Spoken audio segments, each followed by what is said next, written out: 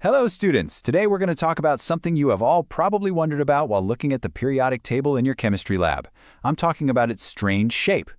We'll be focusing on the D and F block elements to really understand their special place in the table. So let's begin. So have you ever just stood there looking at that chart and thought to yourself, why isn't this a simple, neat rectangle? It almost looks like someone has cut out a piece from the middle and pasted another piece separately at the bottom.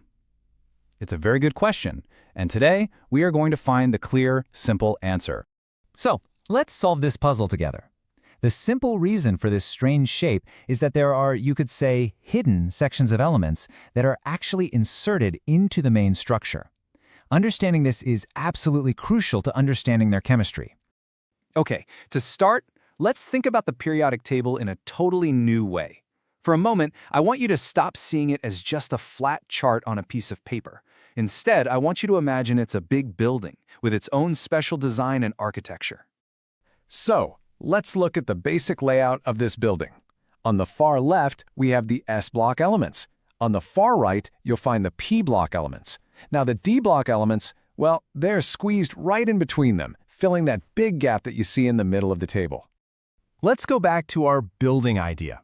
Imagine the S block and P block elements are the two main wings of this building. The D block, then, is like a massive hidden wing that is tucked away right between those two main structures. It connects them.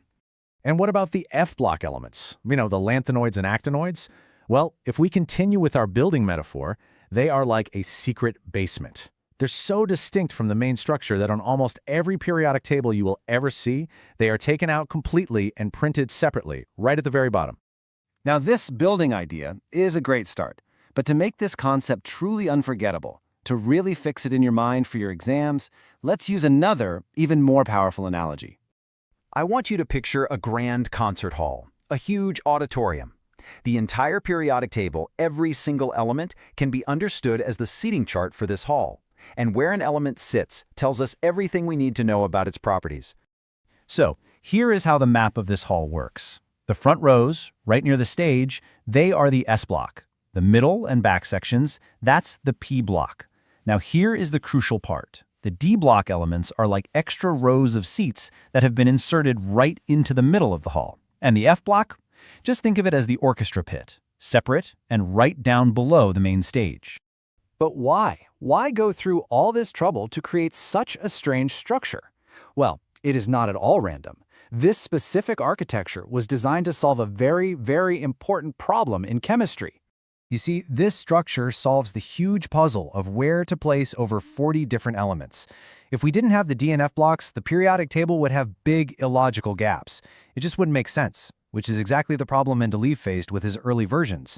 Inserting these blocks was the only way to make the table logical and complete. And this is why this matters so much for you. A chemist can just glance at the periodic table, see that an element is in the D block, and instantly know what to expect. They know to expect special properties like variable oxidation states or the tendency to form colored compounds. Its position is a code for its chemical behavior. This is a very important point, a common point of confusion. You might think the tables are arranged simply by atomic number, 26, 27, 28, and so on. But that's not the whole story. The real organizing principle is how their electron orbitals are filled. This is what groups elements into chemical families that have similar properties. It's the filling of the S, P, D, and F orbitals that dictates the structure of the entire table. All right, we have covered a lot of ground today. So let's just pause for a moment and do a very quick recap of the most important ideas to make sure they are locked into your understanding. So, what are your key takeaways? First, the table's odd shape is simply because of the inserted D and F blocks. Second, to remember this, just think of the concert hall analogy, with those extra rows in the middle and the orchestra pit below. And finally, the most important point. This structure is everything because it groups elements into chemical families with similar properties.